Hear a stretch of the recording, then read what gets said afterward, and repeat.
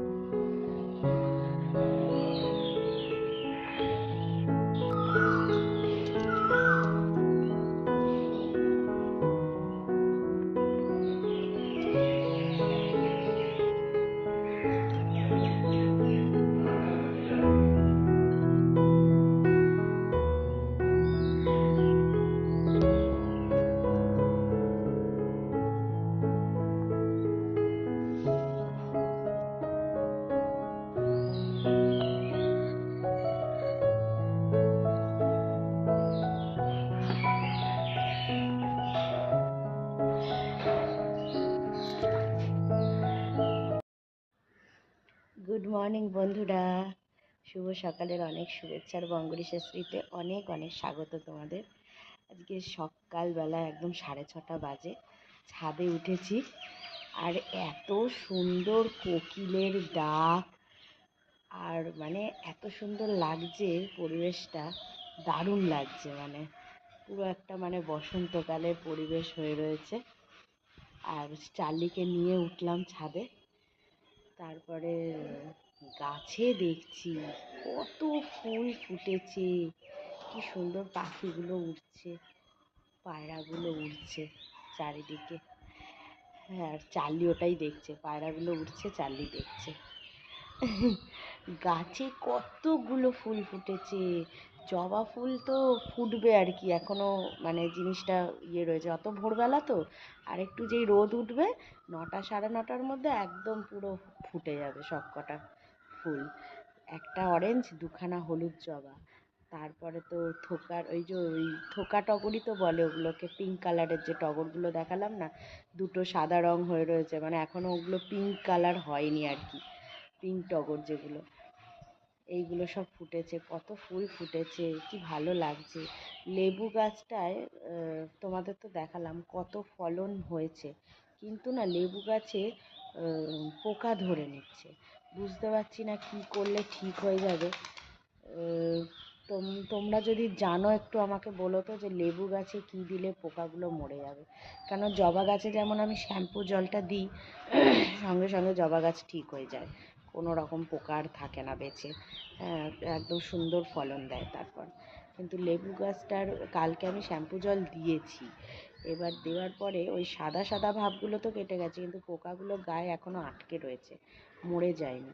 তো কী দিলে ওগুলো মরে যাবে আর ফলনটা দেবে ঠিকঠাক, কেননা প্রচুর ফল হবে আর কি যদি ঠিকঠাক থাকে, পোকায় না খায়। তো সেটাই হচ্ছে ব্যাপার, যে সত্যি যদি আমি ঠিক করে রাখতে পারি তাহলে দারুণ ফল দেবে আর কি।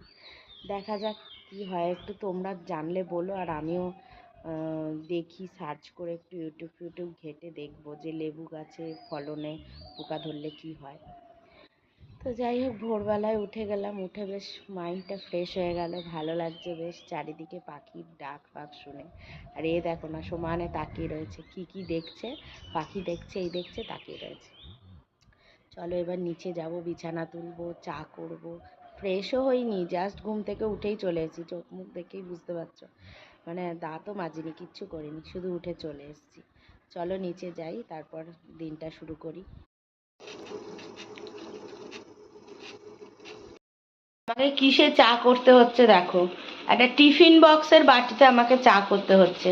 আমাদের যে চা করার কেটলিটা ছিল, ওইটার যে হ্যান্ডেলটা পুরো ভেঙে গেছে একদম, স্ক্রুটা আর আটকানোও যাচ্ছে না, আর পুরো গুঁড়ো গুঁড়ো হয়ে গেছে, ভেঙে গেছে। তোমাদের দেখাচ্ছি, দাঁড়াও। ওই ইয়েটা এবার এই বাটিতেই আমাকে এখন চা করতে হচ্ছে। চায়ের কেটলি নেই জানো, আমি অনলাইনে মিশোতে দেখলাম চায়ের কেটলি অর্ডার দিয়েছি। ওটা আসবে তোমার 17 তারিখে আসবে। তো তার আগেই হয়তো, মানে 17 তারিখের ডেট আছে, 1-2 দিন আগেই তো চলে আসে। তো তখন গিয়ে একটু ভালোভাবে চা বানাতে পারবো। এখন এই বাটিটা না এরকম কিরকম খাঁজ কাটা মতন, তো সাঁড়াশি দিয়ে ধরতেও অসুবিধা হয়, কাপে ঢালতেও অসুবিধা হয়, খুব সমস্যা হয়ে গেছে মানে চায়ের বাটিটা খারাপ হয়ে যাওয়ায়। তোমাদের দেখাচ্ছি, দাঁড়াও, চায়ের বাটির কি হাল হয়েছে। এই দেখো কি অবস্থা, দেখো এই যে এটা দেখো এরকম ঢক ঢক করছে, আর এই যে পেছন দিক দিয়ে দেখো এটা পুরো ভেঙে গেছে। এই যে মানে এটা রিস্ক হয়ে যাবে এরপর ব্যবহার করাটা। এই ফট করে যদি খুলে পড়ে যায় ভারী জল সমেত, পুরো ভেঙে যায়। নালে দেখো বাটিটা কত সুন্দর রয়েছে, একদম গোল হয়ে রয়েছে। ডান্ডাটা আর খোলাও তো যাচ্ছে না, এই যে ডান্ডাটা এখানে জয়েন্ট হয়ে গেছে, এটা তো খোলাও যাচ্ছে না। এটাকে না এদিক ঘুরিয়ে স্ক্রুটাকে খোলা আছে, না ওদিক ঘুরিয়ে, তাও একবার দেখবো চেষ্টা করে যে কোনো দিক থেকে এটা, মানে এরকম একটা বিচ্ছিরি পজিশন হয়ে গেছে। দাগকে আর মায়া করে লাভ নেই, বাটির প্রতি মায়া আর মায় ছাড়ে না। সকাল সকাল রুটি বানিয়ে নিচ্ছে একটু, একবারে সকালবেলায় রুটি বানিয়ে নিচ্ছি, কেননা আজকে আবার সন্ধ্যেবেলায় মাকে নিয়ে দাঁতের ডাক্তারের কাছে নিয়ে যেতে হবে। এবার সন্ধ্যেবেলায় যেহেতু দাঁতের ডাক্তারের কাছে যাবো, এসে কখন সময় লাগবে না লাগবে, এসে আর রুটি বানানোর এনার্জিও থাকবে না, সেই জন্য এখনই একবারে বানিয়ে নিচ্ছি। আর সকালের ব্রেকফাস্টটাও হয়ে যাবে, রুটি সবজি।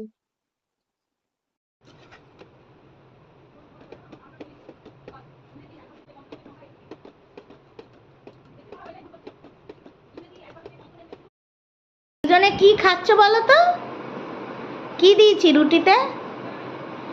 আমার মা বলতে গিয়েই কাজ কেসে ফেলছে। ঘি, গোলমরিচ, চিনি, তাই না রে? ঘি আর চিনি আছে টুকাই। ভাল লাগছে এটা খেতে। চার্লি কি দেখছিস, তুই পাবি না এসব। চার্লিকে আবার টুকাই লজেন্স দিয়েছে, কক কক করে খেয়ে নিয়েছে, ঝুলে ফেলেছে। গিলেই ফেলেছে। কি দুষ্টু, কি দুষ্টু। লটি আছে, রুই আছে, রুই আছে, হ্যাঁ দেরি হবে। বৃহস্পতিপাড়ার, এতদিন পরে আজকে। ও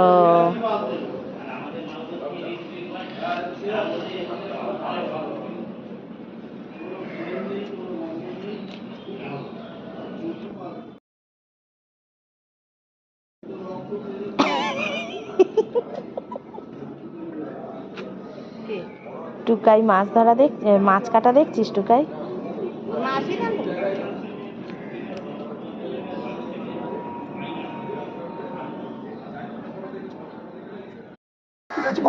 বাদ দিয়ে দাও, বাটাই দাও, একটু সাইজটা ঠিকঠাক তুলো। চলো দুটো পোনা বাদ দিয়ে দেবো। হ্যাঁ গো, একটা পোনা থাক। না না, পোনা বাদ দাও। হেভি পোনা গো, হেভি পোনা। না না, পোনা আমি নেব। আচ্ছা দাও। আরে যখন বলবো ব্যাস, আর দিও না। এতগুলো নিয়ে কি করব আমি? হ্যাঁ? আরে এতগুলো নিয়ে আমি কি করব? আগে দেখো কত হচ্ছে, 500 দাও আমায়, হাফ কিলো দাও। হাফ কিলোর বেশি হয়ে যাবে এটা। করো করো করো, দেখি ওজন করো। আমি 1 কিলো কিন্তু নেব না, 500ই নেব।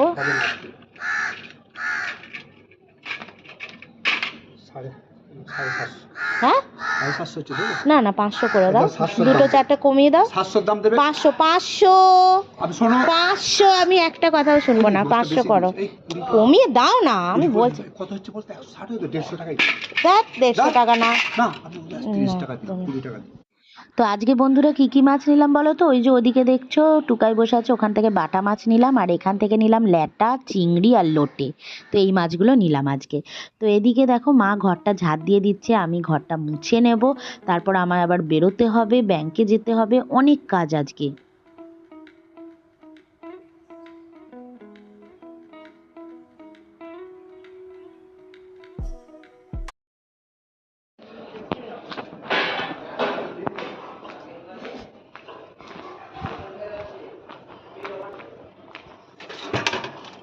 এদিকে একটু আসবে।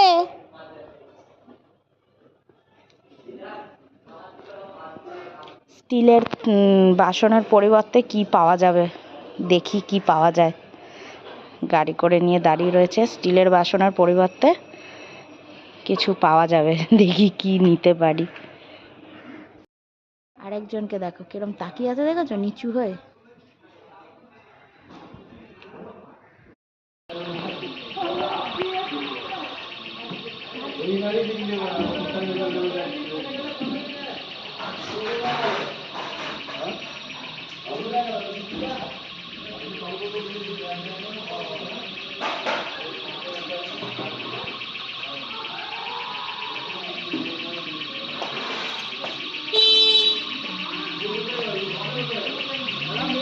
এই তো, না না, হ্যাঁ আসো আসো, ব্যাস এখানেই রেখে দাও।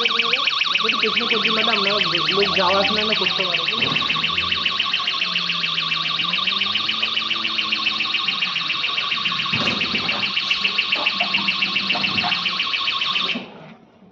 দেখো বাসনের পরিবর্তে কি দিতে পারো। দুটোই বাসন আছে? কিছু আছে? এইটাই ওয়েট আছে দেখো না। ওটাও স্টিলের। স্টিল আছে? ওইটা একটু লাগে আছে, হ্যাঁ বাটিটা স্টিলের আছে। থালাটা ভালো, ভালো কোম্পানির থালা। খারাপ জিনিস নিচ্ছি তো, ভালো জিনিস এটাও বলার আছে। ম্যাডাম বেশি কিলো না, এটা 35 টাকা কিলো যায় স্টিল মাল। আর আপনার যদি অ্যালবাম থাকে 160 টাকা কিলো, তামা যদি থাকে তো 700 টাকা। অ্যালুমিনিয়াম 160 টাকা কিলো? জি জি, আমি ভালো তামা থাকলে 700 ও অ্যালুমিনিয়ামের ভাঙাটা কিছু করবে না? ওই অ্যালুমিনিয়াম বাসনই নেবে। অ্যালুমিনিয়াম বাসন নেবে? ও দোকানে গেলে ওইটা ওজন করে তোকে নতুন বাসন দিয়ে কিছুটা বাদ দেবে। তো এইটাতে দেখো কি হয়, কি পাবো। এটা আপনি কি পাবেন, এটা তো 1 কেজিও হবে না, 1800 গ্রাম হবে এটা, দুটো মিলিয়ে। এটা আপনার এই 600-700 গ্রাম আছে। এটা ওজন আছে। এটা আছে 300 গ্রাম না। ওজন মেশিন আছে? মেশিন আছে ম্যাম, বুঝলেন তো, পানিটা খারাপ হয়ে গেছে। মাথা চুল রাখি ম্যাডাম, চুল রাখি না?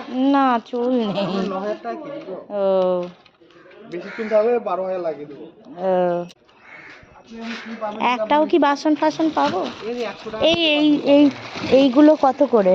না ভালো থালা করে দিতে 100 থালা না, এই যে এই চায়ের এই 100 টাকা দাম। 100 টাকা। জি ম্যাডাম। আর ওখান থেকে কত তুমি ডিসকাউন্ট দিচ্ছ আমাকে? আপনার এটা আমি যদি আপনার 30 টাকা লাগিয়ে দেবো। 30 টাকা কেন? 30 টাকা কিলো দিয়ে মাল, বিশ্বাস করুন। হ্যাঁ হ্যাঁ, তো আপনার 1 কেজি হবে না, আপনি একটা হাতে আন্দাজে দেখুন, আপনি তো বলেন 1 কেজি হবে। আমরা তো এইটা তো অনেক হালকা। তো আমি ভারী দেখে দিচ্ছি ম্যাডাম। না ভারী না, এইটার ওজন আর ওইটার ওজন তো অনেক ইয়ে। একটা পুরনো জিনিস, একটা নতুন জিনিস, একটা সিস্টেম নেই আপনার, বলুন। 50 টাকার কোনটা আছে মেয়েদের? মেয়েদের কি নেবেন আপনি? জুতো? হ্যাঁ এই ছোট ছোট চটিগুলো, মানে ঘরে আমার আমার আমার সাইজে। আপনার পায়ে? হ্যাঁ আপনার পাটা তো বিশাল ছোটই আছে। বিশাল ছোট। আপনার পা তো বিশাল ছোটই আছে দিদি। এমনি কোনো হাওয়াই চটির মতন দেখো না, ঘরেই তো পরবো। এইগুলো কত, 50 না?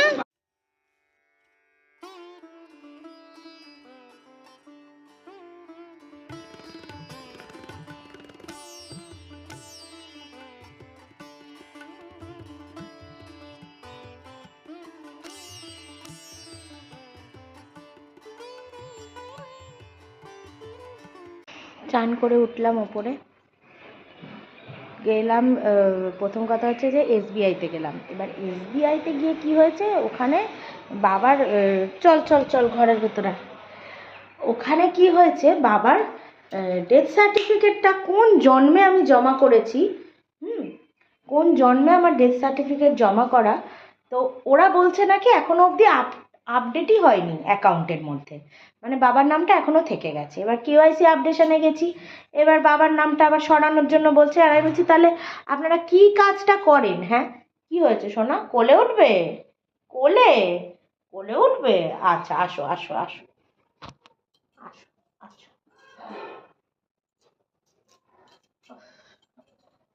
এবার গেছি, এবার ওরা কি বলছে যে আবার জমা করতে হবে। এবার কিরম মাথাটা গরম হয় ভাবো, এই রোদে গরমের মধ্যে কতটা দূর এসবিআইয়ের ব্যাংকটা আমাদের, হ্যাঁ সেই অবধি হেঁটে গেছি, হেঁটে এসছি, আর কি কাজটাই আমার হলো না।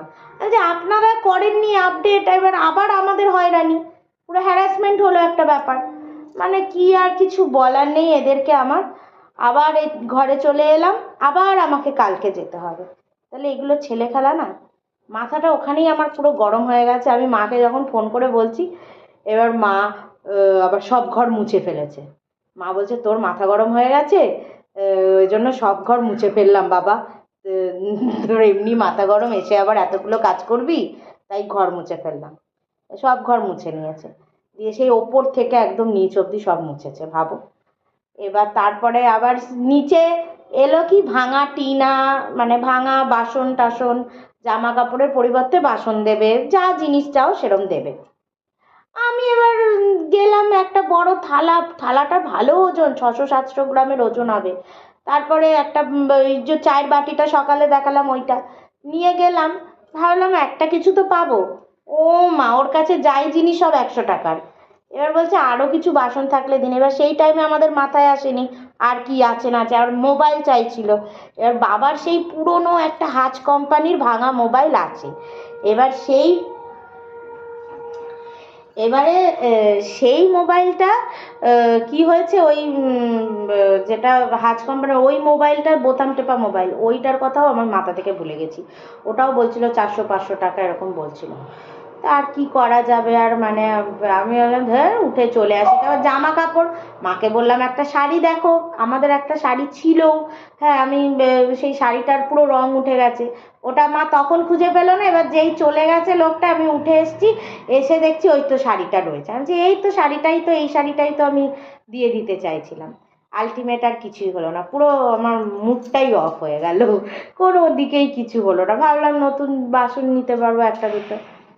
যাই হোক, আমি মাকে বললাম, আবার একটা আমাদের স্টিলের কড়াইও ছিল, সেই কড়াইটারও সেই কেক বানাতে গিয়ে কড়াইটা নষ্ট হয়ে গেছিলো, ভেতর থেকে পুরো চল্লা ধরে উঠে গেছিলো। তো সেই কড়াইটাও ছিল আমার কাছে, ওই কড়াইটার কথাও মা ভুলে গেছে। ওইটাও যদি দিতাম তাহলে অন্তত আমাদের একটা দুটো বাসন হয়ে যেত। যাই হোক, আর কি, চান করে চলে এসেছি, একটু ফুল তুলে নিই, নিয়ে তারপরে পুজোটা দিয়ে নিই। দুদিকের দুটো পুজোই রয়েছে।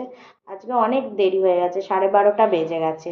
কি করব, এত বাইরে ঘর, আর মা আর কত আর কি সামলাবে।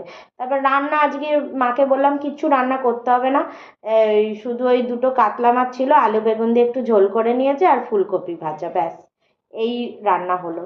আর কিছু রান্না বান্না করা হয়নি। রাতের জন্য ফুলকপি ভাজা দিয়ে রাতে রুটি খাওয়া হয়ে যাবে, আর দিনের বেলায় মাছের ঝোল দিয়ে হয়ে যাবে ভাত, ব্যাস।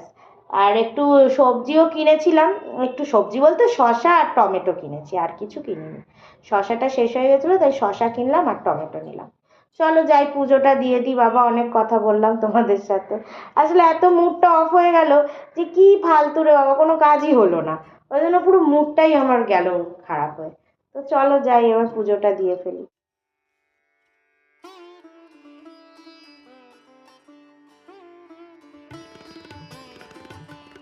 তো ফাইনালি দেখো আমার দুপুরের থালাটা কিন্তু রেডি। এদিকে মাছের ঝোল, স্যালাড রয়েছে, আর এখানে রয়েছে একটু ভাত আর ফুলকপি আলু ভাজা।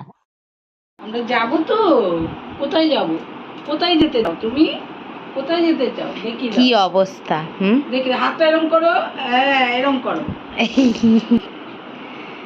এখন আমার কাছ থেকে কোথাও নড়বে না, কোথাও কোথাও নড়বে না, কোথাও নড়বে না। ওলে বাবালে, মুকুটটা দেখো তো, এরকম নেউলের বাচ্চা দেখেছো আর কোথাও? পুরো নেউল বাচ্চা, একটা নেউল বাচ্চা হয়ে রয়েছে। এখন কোথাও নড়বে না, জানে দিদা জামা পরেছে মানে যাবে, হ্যাঁ হ্যাঁ হ্যাঁ। ডাক্তার দেখাতে নিয়ে যাব মাকে, দাঁতের ডাক্তারের কাছে। ওই জন্য মা রেডি হয়েছে, আর এর পাগলামো শুরু। ওকেও সাথে নিয়েই যেতে হবে, দুজনেই বেরোচ্ছি মানে।